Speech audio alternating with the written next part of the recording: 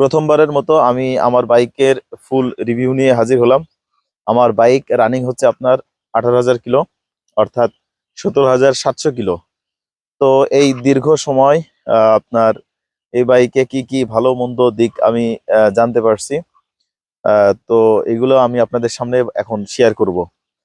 যারা আপনারা এই বাইকটা নিতে চাচ্ছেন, তো তাদের জন্য আশা করি এই ভিডিওটা বেশ উপকার হবে। তো ভিডিওটি না টেনে শেষ পর্যন্ত দেখতে থাকুন, অনেক কিছু জানতে পারবেন এই বাইকের ব্যাপারে। আর শুরুতেই বলে রাখি, আমি এই বাইক নিয়ে বেশ কিছু মডিফাই বলেন বা গবেষণা করছি এই বাইকের খারাপ দিক নিয়ে, যার কারণে এই বাইক সম্পর্কে আমার বেশ কিছু অভিজ্ঞতা বা বিস্তর ধারণা আছে আর কি। তো ভিডিওটি দেখতে থাকুন, আশা করি উপকার হবে আপনাদের। তো শুরুতেই এই বাইকের যে সমস্ত ভালো দিক আছে আমি সেই ভালো দিক নিয়ে আলোচনা করব। তো এই বাইকের সব থেকে প্রধান যে ভালো দিক আহ, সেটা হচ্ছে এই বাইকের সিটিং পজিশন। আপনার এই বাইকের সিটিং পজিশনটা খুবই অসাধারণ। বিশেষ করে আপনি যখন লং ট্যুর করবেন, সেক্ষেত্রে আপনার মাজায় ব্যথা বা পা ব্যথা এই ধরনের কোনো অসুবিধা হবে না। আর এই বিষয়টা আমি খুব জোরালো ভাবেই বলতে পারি। এই জন্য আমি পরপর দুইটা লং ট্যুর করছি। একটা হচ্ছে আপনার সিলেটে 3 দিনে 1,000 কিলো চালাইছি এই বাইকটা নিয়ে। আর ঠিক তার 1 মাস পরেই হচ্ছে আপনার কক্সবাজার ট্যুর করছি। আপনার 5 দিনে হচ্ছে আপনার 1300-1400 কিলো রান করছি আর কি, মোট চালাইছি। তো এই জন্য লং ট্যুরে এই বাইকটা কেমন পারফরমেন্স দেয় বা আপনার সিটিং পজিশনটা কতটুকু উপকারী, এটা আমি বেশ ভালোভাবেই ফিল করছি।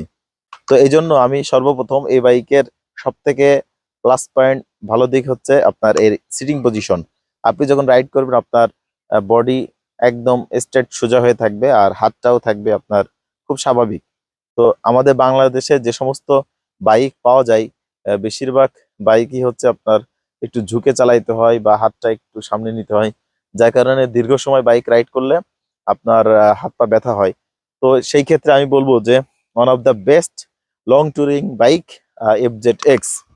তো এই বাইকের আপনার দ্বিতীয় ভালো দিক হচ্ছে আপনার এই বাইকের মাইলেজ।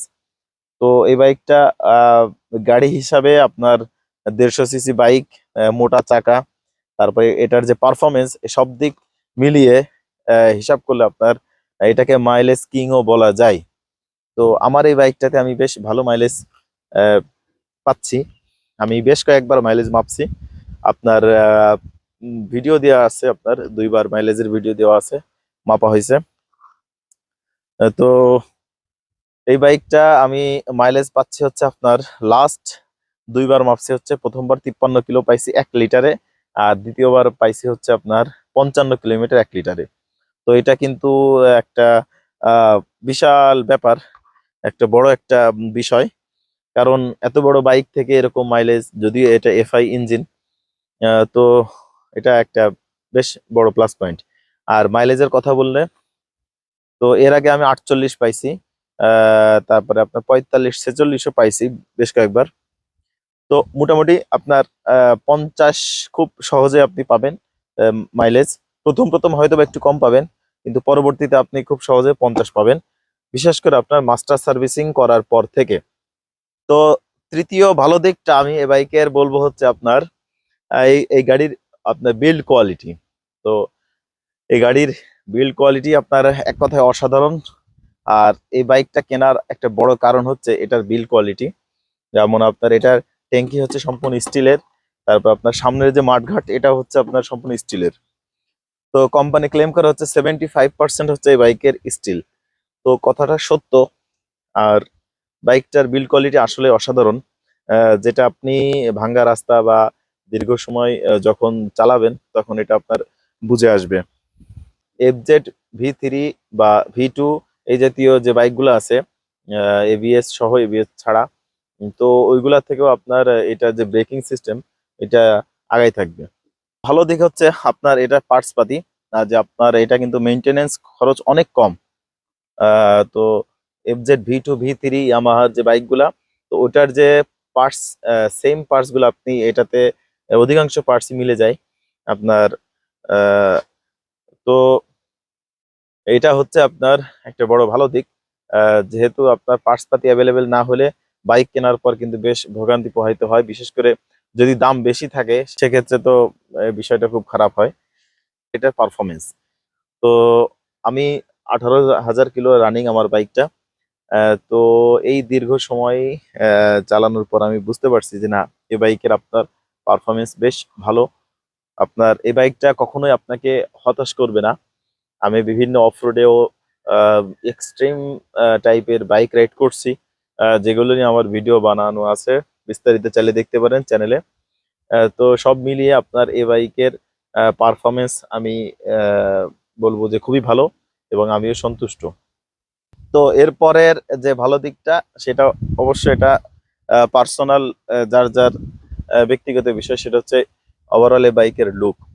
বিশেষ করে আমি রেট্রো টাইপের বা ক্যাফে রেসার টাইপের লুক আমার পছন্দ। তো সেই হিসাব করলে আপনার এই বাইকের লুকটা আমার কাছে খুবই অসাধারণ লাগে। তো এই বাইকের অর্ধেক লুক বেশি ভালো লাগে। তো আপনার বিশেষ করে এই ট্যাঙ্কির এখান থেকে নিয়ে সামনের সাইডটা যদি আপনি ফটোগ্রাফি করেন বা ছবি তোলেন, তাহলে এই এই বাইকের সামনের লুকটা খুবই অসাধারণ লাগে। আর পিছনের লুকটা খুব বেশি একটা ভালো লাগে না, মোটামুটি। বাকি আপনার সামনের সাইডটা যখন এটা ছবি টবিতে দেখা হয়, তো বাইকটা যখন রাইড করা হয় তখন বেশ গর্জিয়াস লাগে সামনে থেকে। তো এই বাইকের শেষ ভালো দিক আমি বলবো যে এটার লুক। তো এবার আসি এই বাইকের খারাপ দিক নিয়ে। তো এই বাইকের সর্বপ্রথম এবং প্রধান খারাপ দিক, যেটা নিয়ে আমি একাধিক ভিডিও বানিয়েছি এর আগে, এবং এটা নিয়ে আমি বেশ প্যারাই ছিলাম বেশ শুরুর দিকে। তো এই বাইকের প্রথম খারাপ দিক হচ্ছে আপনার এটার রিয়ার সাসপেনশন, অর্থাৎ পিছনের যে আপনার সাসপেনশন, এটা আসলে খুবই হার্ড, খুবই বিরক্তিকর। তো এটা আসলে এক একজন এক একটা মত দেয়, যে কেউ কেউ বলে যে এই বাইকের সাসপেনশন ঠিক আছে। বাকি আমি যেটা ফিল করছি, আমি নতুন যে বাইক আমার 2024 সালের যে বাইকগুলা নতুন আসছে আপনার টাইটান কালার, তো আমার পরিচিত দের মধ্যেও অনেকেই বাইকটা আমার দেখা দেখি কিনছে। তো আমি নতুন সেই বাইকগুলো রাইড করছি। তো রাইড করে আমার যেটা মনে হয়েছে যে আপনার আহ, বাস্তবেই এই বাইকের, অর্থাৎ FZ-X এই মডেলের বাইকের সাসপেনশনে প্রবলেম আছে।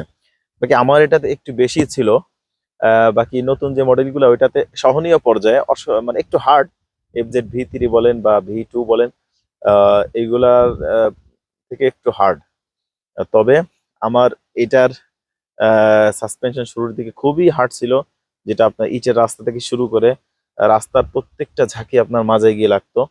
যার কারণে আমি পরবর্তীতে FZ-V3-র যে সাসপেনশন সেটা ইনস্টল করছি, আর আগেরটা ওটা খুলে রাখছি। তো এই জন্য মোটামুটি এখন আলহামদুলিল্লাহ আপনার 80% সমাধান পাইছি, আগের মতো অতটা হার্ড নাই।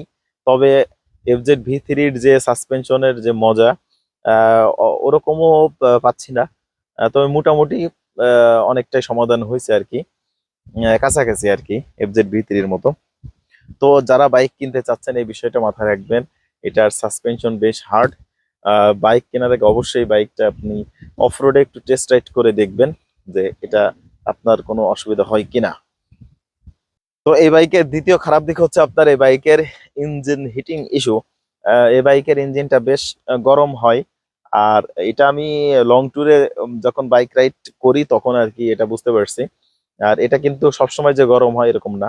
আপনি যখন লং ট্যুর করবেন, 50-60 কিলো চালাবেন, সেক্ষেত্রে মাঝে মাঝে আর কি আপনার ইঞ্জিনের, বিশেষ করে ডান সাইড থেকে, আমার এটা এই বাইকের কথা বলতেছি, অন্যান্য বাইকের কি হয় জানি না, আপনার ডান সাইড থেকে আপনার বেশ ইঞ্জিন থেকে তাপ আসে, পায়ে লাগে, ফিল হয় যে না, ইঞ্জিনটা বেশ গরম হয়েছে। তবে এটা কিন্তু বেশি সময় থাকে না, এটা অল্প সময় আপনার চালানোর পর আবার ঠিক হয়ে যায়। আবার 50-60 কিলো বা 100 কিলো পর আবার এই হিটটা ফিল হয়। তো এই জন্য মোটামুটি বলা যায় এটা এই বাইকের বেশ বড় একটা খারাপ দিক। আর এটা যে শুধু আমি এই বাইকে পাইছি এমন না, আমি বিভিন্ন প্ল্যাটফর্ম, সোশ্যাল মিডিয়া প্ল্যাটফর্ম আমি দেখছি যে অনেকেই এটা মন্তব্য করছে। তো এই বাইকের আর একটা খারাপ দিক হচ্ছে আপনার এটার যে হেডলাইটের আলো, সেটা খুবই কম। এটা বাংলাদেশের রাস্তার জন্য একদমই পর্যাপ্ত না। আপনার অবশ্যই ফগ লাইট ইউজ করতে হবে। লং রাইডে বেশ অসুবিধা হয়। আমি এখনো পর্যন্ত ফগ লাইট লাগাইনি, তবে খুব শীঘ্রই লাগাবো। তো আহ, এটা হচ্ছে আপনার এই বাইকের আর একটা খারাপ দিক। তো এরপরে যদি খারাপ দিকের কথা বলি, তাহলে বলবো হচ্ছে আপনার এই বাইকের পাওয়ার। এই বাইকের পাওয়ারটা আপনার যখন 70-80 কিলো স্পিডে, তখন আর কি মূল পাওয়ারটা বোঝা যায়।